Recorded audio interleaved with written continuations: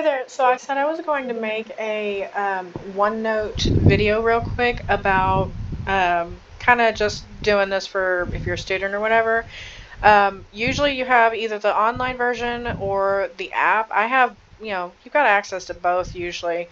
Right now I'm just on the desktop version, but I kind of wanted to show just a run through of quickly how I use it. And there's a lot of different ways you can use it, but it's pretty much one and done. Like, you just learn the basics and then it's easy from there. But usually when you're first trying to set up, you're going to want to create a notebook, and you can do the new one here, or you can, I think that if you go to file, you can go to new and go there. But you'll make a notebook, you'll name it, that part's obvious.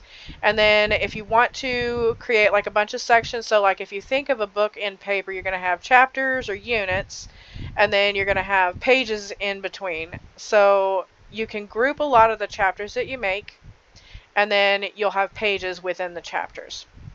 So I don't know if I can get this to show up, but I'll use the drawing utensil to kind of point up to the tabs that are up above the screen right here. So I'm pointing at a bunch of tabs that are within the notebook that I've created. This one is named 2025 Fall Classes.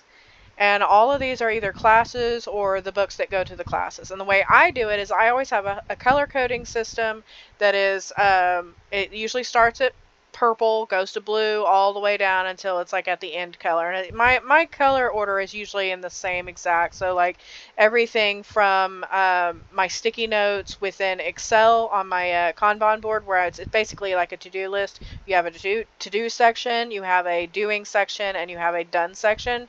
That's like the simplest version of it. Usually my Google Calendar, that Kanban board, as well as everything anywhere that I am writing information about these classes, even usually the papers that I'm writing on for class, I'll write in the color of that class, and that way I always know at a glance that that's what color that class is in. It really helps to streamline everything for me for the visual learning. But anyway, so the things that I'm pointing at right up here, these are the sections or chapters. You could call it a chapter or whatever. It's just basically a bunch of tabs. I'm going to erase those real quick. So what you can do is usually you can select a couple of these at a time, or like a whole group of them. Like you can actually do all of them. That would be like right clicking, holding down Control, and then hold on. Sometimes it'll have you drag them onto each other, or you can right click and say create a group. Yeah, there we go. If I right click, it'll say new section or new section group, and I can do that, and then I'll name it so group 1, just to do it this way, and I should be able to drop it in. So drag it and drop it. And then if I go up here, I'll point again right here. There's a little back arrow. This will take you back to the actual area that you were in that had all the chapters. So if you notice, my anatomy book and chapter is no longer there. Instead, it is now in the group right over here. I click it, and then I hit the back button, and then it'll take me back to the main. So I'm going to undo all of that. That's one of your main things that you got to do. And let me drag both of these back into that arrow. I should be able to. Yeah, there we go. Yeah, you just drag them back, and then I can put it way over here. Hold on. Well, anyway, I'll do that later. You can always drag it back and kind of fix it if, as you notice, this is now no longer in the same spot. Actually, I'll go and do that now. But yeah, so sometimes it takes a second. It's a little bit finicky every now and then. But for the most part, that's like really, really simple way of getting your different books or classes set up. So I'm going to delete group 1 because I don't need that. I should be able to anyway. Hold on. There we go. Delete. That's right click and then just scroll down. Let me delete this arrow because I don't need that. Go to anatomy. I don't have any there. Okay. So let's go back to, I think I was on math for a minute. There we go. This is where I had my first little things here. Now, it does help if you have a some sort of a stylus where you can literally just select your pens and write on screen without having to use your mouse. The mouse is fine for a certain extent, but when you're wanting to draw stuff or handwrite stuff like really quickly, or you're trying to draw something that's like really meticulous, lots of detail or whatever, and especially for like mind mapping or whatever, a stylus is really going to help you because you can do all that much quicker, much more accurately than if you're trying to use a stylus, which is, if I tried to do the same thing, I've got a little bit better control, but like trying to write is going to be the easiest tell. So I am, it's taking forever, trying to write well. It doesn't look very good. And it took forever. So that's why the stylus. Anyway, so if you get the stylus, I really like mine. Mine has the back end where I can just literally write and then turn it around and I can erase like an actual pencil. So the second thing, after you have all of your chapters or whatever set up, if you want to change the color of them, that's a right click, and then usually there's like a section color and you can change the color. It doesn't have like infinity colors. It's very, few that you can select from, but at least you can change the color. It's better than nothing, right? So let's go back here. And then the third thing, let's see, there was the sections, chapters. Next we have pages. Now the pages are going to be, depending on your version of the program, sometimes it'll have everything off to this side of the screen.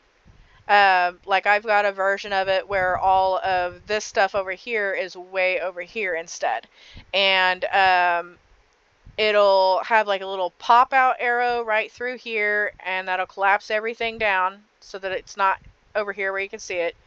And then once you pop it out, you'll have like the title of it, and you'll have the sections, and then there'll be another section that'll, whenever you click on one of these, it'll have all the pages and stuff. And then you can click a different one and it'll have all the pages.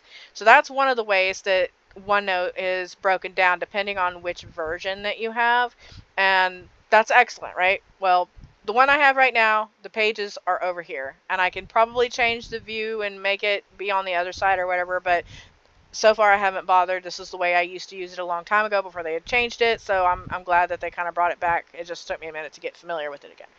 Alright, so the third thing that you're going to need to know when you are getting through your, when you're setting up or starting to use OneNote. Let me go back. Hold on. I gotta go and hit my cursor there. Okay, so let's see, what was I saying? Let me pause. Alright, pages. There we go. When you go to add pages, you can actually just infinitely hit new pages, right? Let me undo that. Or if you have a page and you have like a certain layout on it, like chapter 1, but then you have like an outline, like something that's important that you want to repeat on every page. Like let's say it's a table that has 2 little thingies. And then, like, you've got in this first column a bunch of to-do lists. So let me just copy that. So copy. Whoops. Well, let me just do this. Maybe if I do that. Yeah, there we go. So, like, you're going through the outline and you're trying to do stuff as whatever. So, terms 1, purpose is the second point, and then the third point in the chapter is whatever, and then so on, and blah, blah, blah, blah, blah, blah. So let's say you have that on every chapter and you want to do that. You can actually just come over to, let me point again, come over here and you'll hit add page, which is like up here. It's kind of hard to get that arrow to draw close to it. You can either hit add page, or you can go to the actual page that's already named, and you'll right click and hit copy, and then just click in this gray area somewhere and hit paste, and it'll bring it up. So like I got chapter 1, and I'll just rename this one. Oops, oops, there we go. Cursor. So chapter 2. So if you notice over here, it says chapter 1 and now chapter 2. And basically they're already laid out the same. So if you've got like some sort of element you want to repeat without having to actually go in and actually copy it, then you can just copy the page instead of having to go over and paste it. So let me undelete all of those, or just delete whatever. Alright, so next thing, I guess this is item number 5. So the next thing that we go into is actually really cool. What I love about OneNote is that it is basically infinite canvas. So I'm going to do a squirrely here and a squirrely here, and I'm going to pinch the screen, or you can hit Control and then scroll your mouse down. Like I have a touch screen, but you can literally just like draw infinitely. Let me see if I can get at this. There we go. You can draw infinitely and then just keep shrinking it until a certain point where it's no longer. But if you look and you scroll all the way in, you can go pretty far in as well as pretty far out. So, I don't know where the regular view size is. I'm pretty sure it's probably under view or whatever, like 100% or whatever.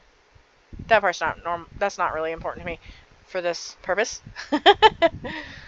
So, it's extremely handy to be able to shrink and expand your page as needed. Let me go back up to the top. Because sometimes when you're taking notes, especially if you've got like screenshots you're throwing in, you can actually click anywhere on the screen. So like I'm going to click here and then here and then here. So if you're doing like a Cornell note-taking method, basically this is the area you're typing in.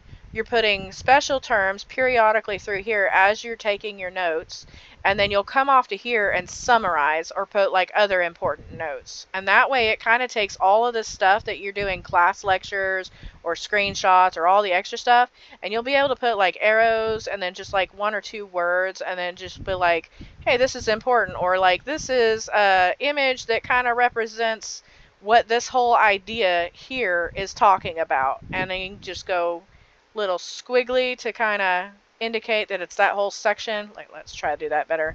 So like that whole section basically is summarized into this.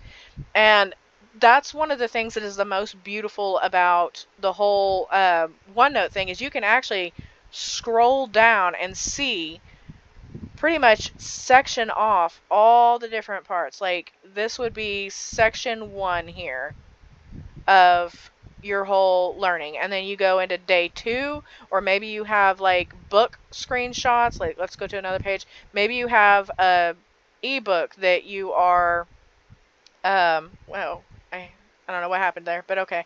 Maybe you have an ebook that you've taken screenshots of and you want to put it all on there. Well, you would just pretty much insert the picture, just basically screenshot and then copy or control verify for paste. And then if you want to have those not move around while you're writing on them, so like if I got this, I'm just going to copy that and then paste it. If I don't want this image to move around whenever I try to use my hand on the screen to zoom around or whatever, all I'm going to do is I'm going to right click this and I'm going to set it as a background, and then I can't accidentally grab it ever again.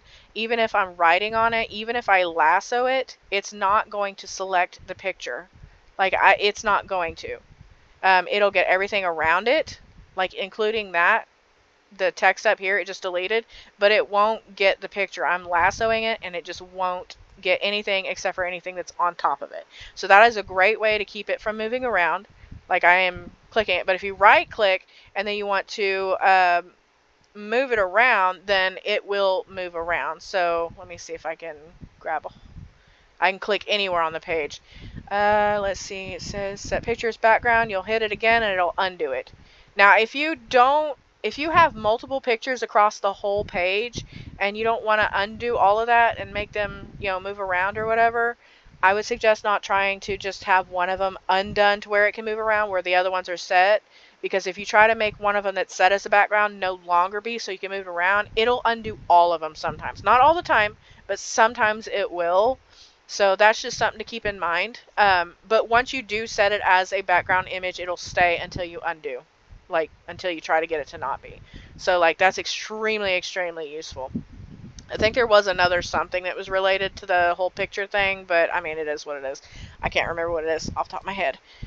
Okay, so as far as the pins, usually you'll be starting on, let me get this pen up here. You'll start on the home screen, which is way above the arrow up to the right, or to the left, I mean. You'll go over to the draw. If you're trying to draw and you've already got one selected or whatever, you'll just be able to write, but sometimes you'll want to try to grab something and you'll still be writing. Just hit the select arrow, which, let me erase everything. Just hit the select arrow that's like right up above here, and it'll turn it back to your cursor. Because sometimes, like, I'll hit a highlighter and I'll just be writing or whatever, and then I'll forget. I'll try to grab it with the mouse after having used the stylus, and it'll still be trying to draw, and I'll be like, no, wait. So I'll just undo and then grab the stylus. Whenever you're trying to resize text, this is also useful. So, like, you'll have a bunch of stuff written and then some sketches and stuff. You can actually use the lasso tool, and you can resize it, and you can also move it aside. So if you're trying to do a bunch of notes and you're starting to write more like this and more like that, like I do, because I turn sideways when I'm writing, you can actually select all that text and then rotate it around so that it ends up being correct. So like I can literally get all of this and make it exactly how it was supposed to be in the first place. And this is extremely useful because I have a digital planner that I had made. I don't use it anymore, but I used to use it very heavily. And that thing, I would always handwrite in it. So it was like literally a notebook, but it was digital. And I had created a bunch of background pictures that look like notebook pages within a notebook. And I had like all the months and then all the days. So it was like literally a planner. And that thing was extremely useful. And my favorite thing about it was literally that I would have like all these little bullet points and stuff. And then they would be like color coded. And I would only write the tasks on specific colors. And then whenever I was done with them, but I wanted to set up new ones, I would just move this over down to my doing section. And then I would write new ones for what's coming up next. And then on the actual weekday that I had moved these down to, I'd be like, okay, this is what I'm focusing on. These are the ones I got to do. Okay, well, this one's done. So I'm going to go over it with gray because I still want to see it later. And ta-da, it's done. So that part is freaking awesome. I love it, love it, love it. Now, as far as the pens go, this is the other thing about the pens. You don't usually start off with the great many that I have up there. I've got highlighters and I have pens. As I mentioned previously, I have a color code system. For my note taking, I have the green, then I have a subcolor for green. Those are for my definitions. Then I have yellow, which is a light yellow, not the main one. Hold on, there we go. I got a regular yellow, then I have a bright yellow. I don't really use the bright yellow unless it's like a really important item, but the yellow and the blue are basically for a similar function, and then pink is for kind of standout notes, and then my gray is like a tying element. Then I go into my pens, and usually I keep this one here a little bit thicker, and then this one a little bit thinner, and then I have a gray. And then sometimes I'll have a black. I don't really need more pens, but you don't start off with this many. Most people will never go to this many, but how to add them is just literally there's a plus button up here that says add. And you'll go add pen or highlighter or whatever type of pen that you want. Like I can actually add the laser pointer in, and I go red. And here, now you can have something weird that is whatever that is. It goes away. I don't want that. I'm going to delete that. But you'll change the sizes with the little, I'm going to draw an arrow kind of pointing to, actually, I'm just going to sketch. So you'll have the little drop down that gives you the items, and then you'll have the little button, the little radio looking buttons that have different sizes on it. So, and then there's a minus and a plus. But you'll have all your colors. You can actually choose colors, which you didn't used to be able to do. You still can't on the page tab colors or the chapter tab colors, but at least on the pen colors you now can. And then you've got an eyedropper tool and all the other stuff, so you can actually just choose what size, and you can change that periodically, or you can have it set up to where you've got a pen that never changes size. You can have a red and a black of 2 different sizes set up here on the top, and then however you want it to do. And then your eraser, if you want to erase the whole line, you can leave it as it is, or you can go to like the point eraser, which will erase just little pieces of it. So like I'm going to erase here, I'm going to erase here, I'm going to erase here. And you're going to notice that the line will go away just in those places. So there, whoops, and there. But if I do the whole stroke, switch it over, then it's the entire line, which would be a lot easier if I drew a big line, just one big line, and then hit one little tiny part of it. So anyway, that is pretty much most of what you'll do with OneNote. The ruler doesn't really work like it does in PowerPoint. In PowerPoint, I can grab the ruler and move it around and stuff. And well, actually, it's working right now. It wasn't earlier. It's finicky then because it wasn't working previously. In PowerPoint, I use it on the slides that I download for the class lectures, and I go over them and I take notes on them, and I will actually like highlight stuff. The ruler actually allows you to draw a really, really straight line. It's a little bit picky on how it lets you do it. So like if you set your ruler up and you start above it and then you touch it, it stops it immediately and you can't go on. If you start it on the line or like just like kind of over it, then it automatically puts it above the ruler, like along it. And then you can grab the ruler with your hand. Like if you have a touch screen, you can grab it with your hand and then just kind of rotate it on the screen, kind of like you would do on your phone if you were squeezing or moving a picture around. Like what I'm doing here. Like I can change it to almost any angle that I wanted and then just be able to draw perfect straight lines. And that is like extremely handy. I love it. I mean, I can freehand them, but they're not going to be as good. And I can put a ruler against my screen and it won't be as good. And I could just not care and it won't be as good. But I mean, it helps. So that really should help with most of your stuff for OneNote. The only other thing I can think of is just by kind of doing a short walkthrough, just like kind of showing a little bit of the notes that I took. When I go to print my books or take screenshots of my books, my ebooks, because I have to be able to mark in my book and write in them, as you can tell I've done throughout most of this. Little hints of a Cornell, but also, you know, that this is not an optimum way to learn to just highlight.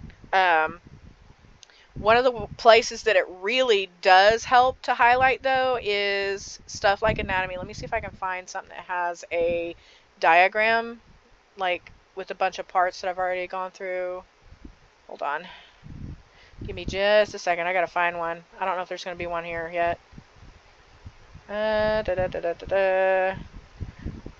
Okay, it's probably going to be in Chapter 7, because Chapter 7 starts having a whole bunch of stuff.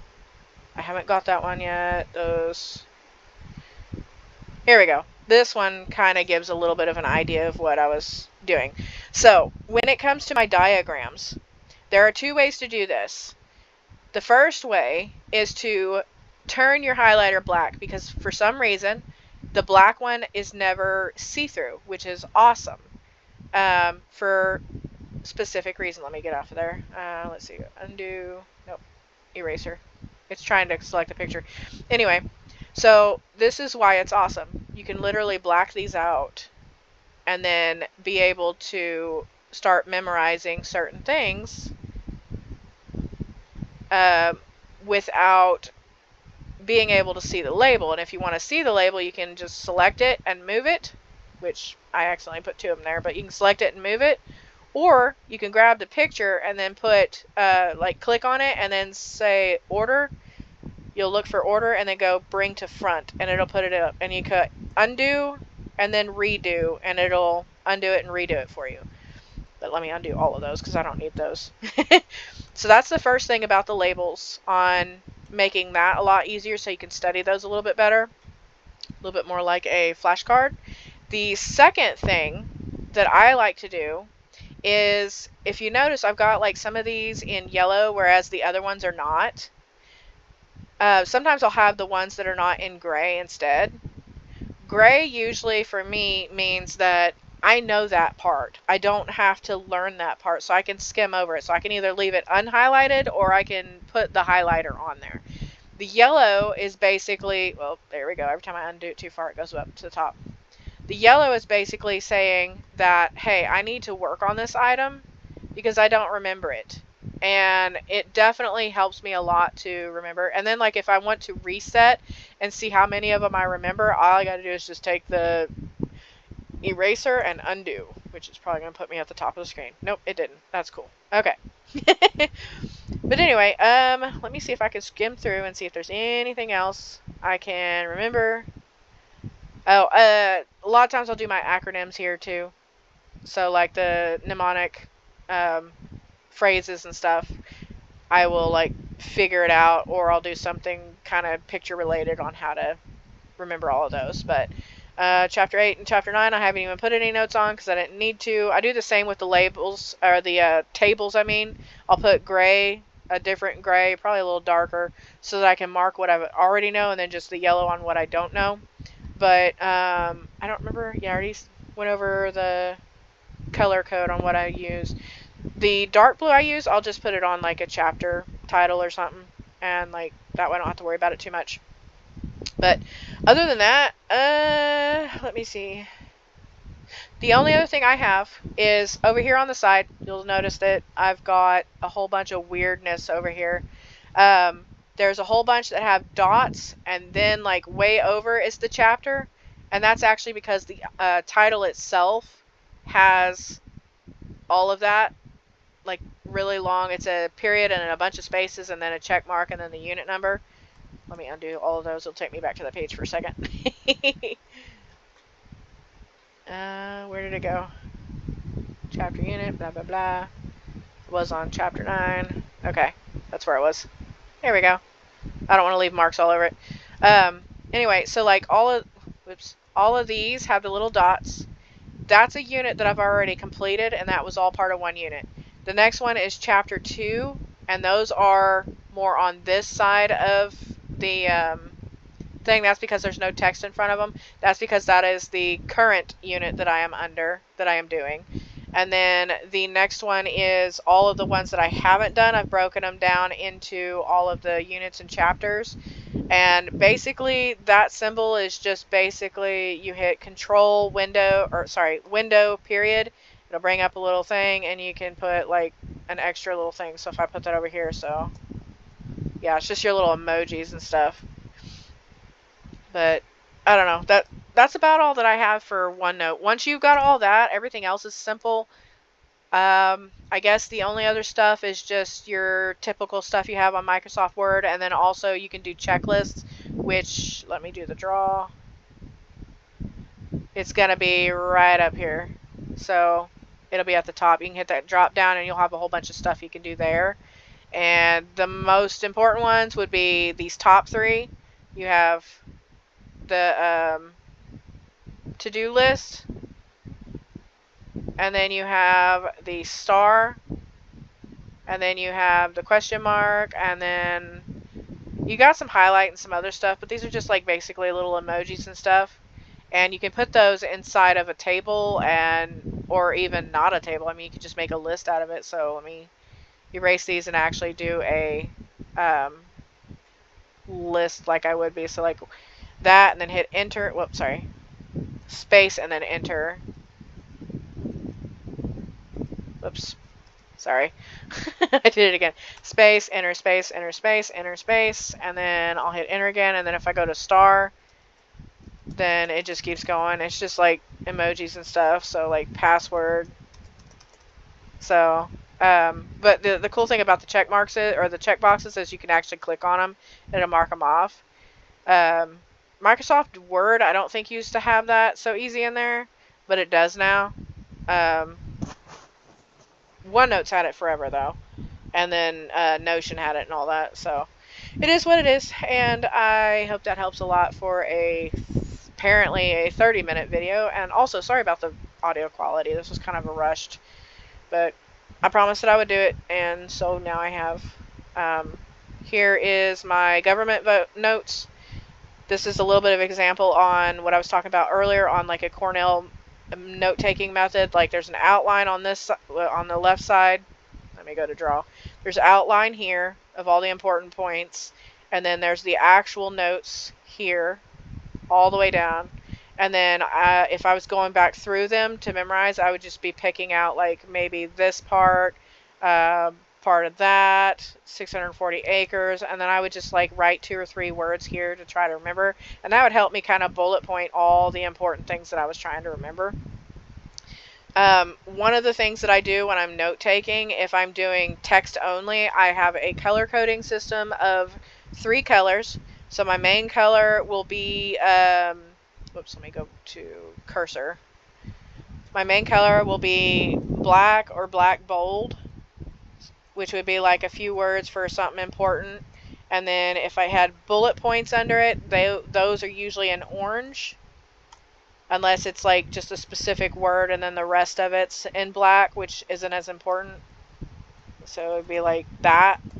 And then I would repeat that for the next bullet point item. And then if it had a sub bullet point item, then my next color is like a medium gray.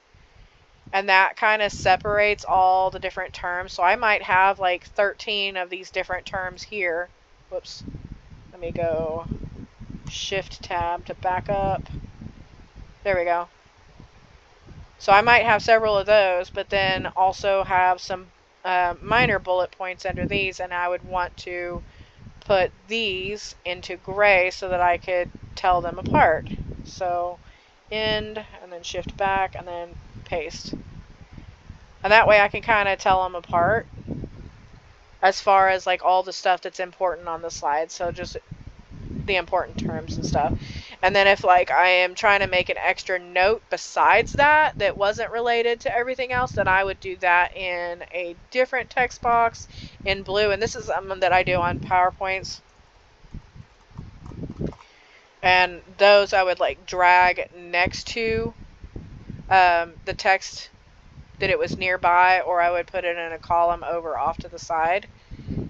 Kind of basically it would show that this right here is related to this, and then all of these are kind of together, and then all of this. So I could actually take another one of these, another one of these, and then put it down here for all of this, and it would be like a short note there that isn't really part of the lesson or part of anything, but it would shortcut it and kind of make it easier for me to see and stuff. So like when you're going over lecture slides or whatever, I like to reformat mine so that all the text does this. Every now and then I'll leave something red if they had it in red, or I will make it red if it's highly, highly important.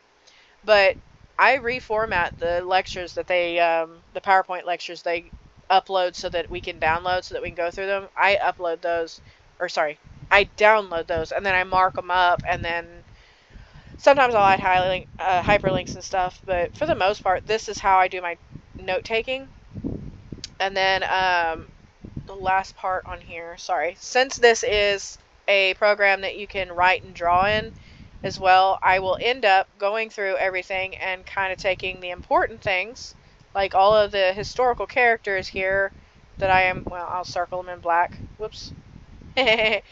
All the historical characters here, people, not characters, I'll take those and try to figure out, okay, well, strength, well, if you think of a weight, you have to be strong to lift it. So Hobbes, he believed in a strong government or a strong leader. And then Locke, he had the 4 L's, which is like the life, liberty, blah, blah, blah, and you have to lock it down. So he liked to lock the government out of consumer choices. So that, and then Thomas Jefferson had a thing, and then Baron von Montesquieu, 3 parts of his name, he believed in separation of powers, checks and balances basically, etc., etc. So there's like a symbol for each one, and then I take that and I'll put it over here into the actual memory map, which kind of ends up being the entire, everything that we've learned up to this point. So I've got the thing for Queen Elizabeth, I have Hobbes, Locke, Montesquieu, I have Adam Smith and his book, The Wealth of Nations, which has a $sign on it.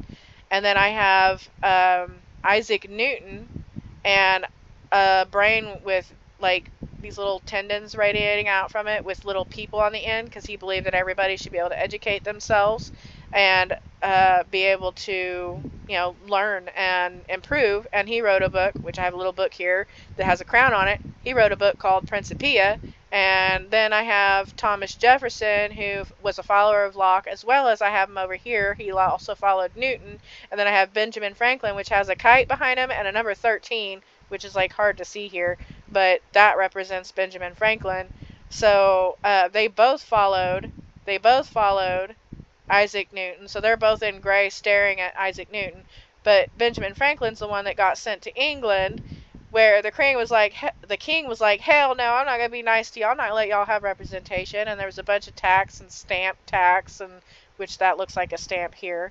And then they started searching ships, which is why there's a boat here and then a bunch of little boats here. So they started searching all those. And then John Hancock was a smuggler. And then Sam Adams up here, which is also down here, is his lawyer. And I have SA on the collar, not as in, S assault, but as in Sam Adams. And he has a dollar sign because he was rich. So he started paying off these other dudes. So it went from all that to the Boston thing on such and such date. And then Thomas Jefferson helping to write the draft of America. And then this flag here, this basically represents 13, because there's basically, if you count all the sides on the star, there's 1, 2, 3, 4, 5, 6, 7, 8, 9, 10, and then 13. So that's 13 states on a flag.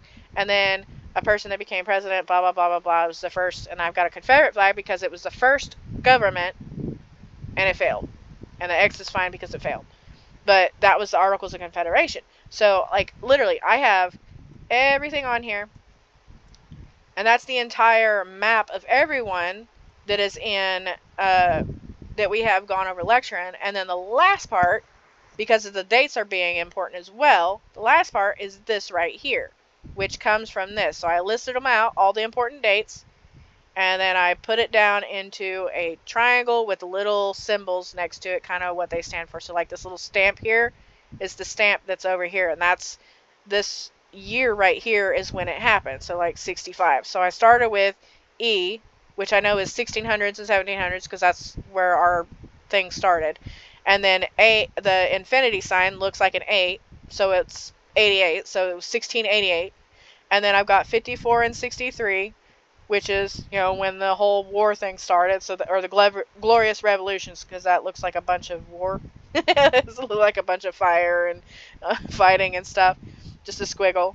And then 65 is only 2 years later, so that was easy for me to remember. And then 10 years, so it's plus 10, and then plus another 2, and that, I don't know why that was easy for me to remember, but it was. But I've got the stamp tax, and then the little people fighting, so that tells me what year all that happened. And then I've got a stick that's breaking, so we broke away in 1775. That was the Declaration of Independence or whatever. And then 1777 with the Constitution. So I've got like a document right here. So that's pretty much how the mind mapping works. And because OneNote works with the pens, you can actually take all your text and put it over there and then turn around and just like sketch it out, and then of course color it in too, which I have done. And I don't know, I guess that's all that I can think of to share about OneNote. It's great for writing, it's great for sketching, it's great for working with class stuff. When you go to print off some of your ebooks, you can print to OneNote. You'll just have to select which notebook and then which folder you want it to go in, which would be like, these would be little sections or whatever to put it under. So, whenever you print it off, it'll be laid out like this without all the highlights. It'll just be down the page, and they're basically, it's like putting in a bunch of images of the whole book page by page. And then your other ebooks, you'll have to take screenshots of those individually, or if you print them off to OneNote, it's gonna look weird. Like I had trouble with that with my nutrition book. Let's see, I had to hit print, and then it didn't look quite like the book, and then there were a couple of things missing, so I had to take screenshots and put those in. And then there was another book, I can't remember which one, maybe the med terms book, I don't know. But I also took like pictures of any of the class, like the quizzes or the homework or whatever, whenever I was doing them. This becomes my study guide. And I believe, I don't know if I put this one, let's see, put this in the back. Yeah, I haven't marked that off. Yeah, anyway, so like it's just a good way to keep everything together and kind of organized. I have the anatomy for the actual, like, what we're typing in class, and then I have the book tab next to it for the actual ebook stuff, as well as any notes, and then that's kind of the same for every class. So anyway, I guess that ties up this video, and I am shocked that it is almost a 40-minute video. So y'all have an awesome day, and I really hope that helps with OneNote for classes.